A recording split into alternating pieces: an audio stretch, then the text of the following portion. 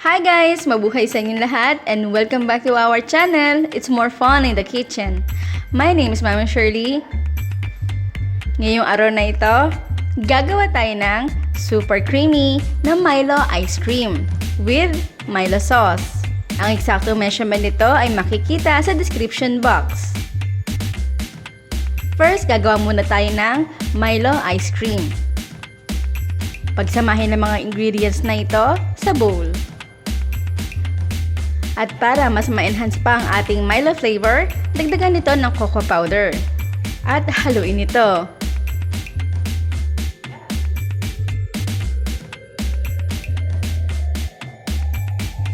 In another bowl, ilagay dito ang pinalamig na nating heavy cream. I-blend ito for 2 minutes, then partially add the Milo mixture. I-mix lang natin ito hanggang sa maging double na ang volume ng ating mixture.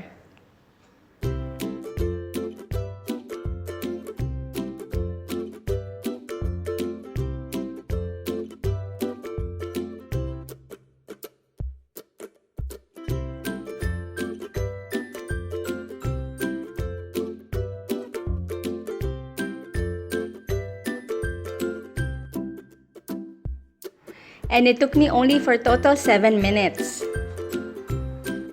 Set this aside. And now, let's make the Milo sauce.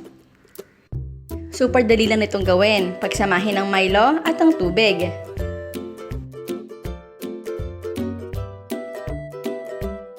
And now, they are ready to assemble. I-alternate lang natin ang paglagay ng ice cream at ang Milo sauce.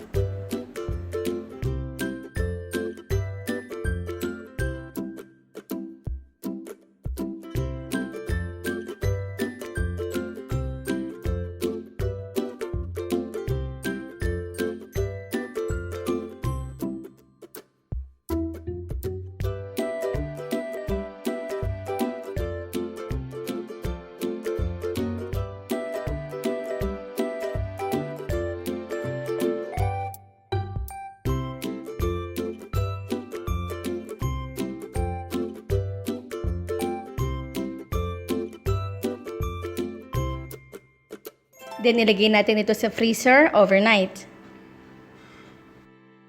Alam niyo ba, super excited ako makita itong ating Milo ice cream. Pero ito yung dinatnan ko.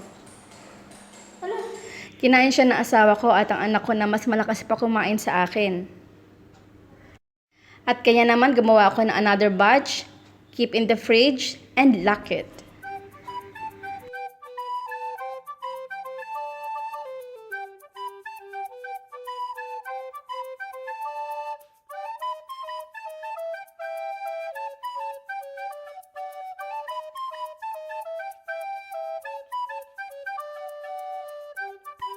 And now it's done! Our super creamy Milo ice cream with Milo sauce.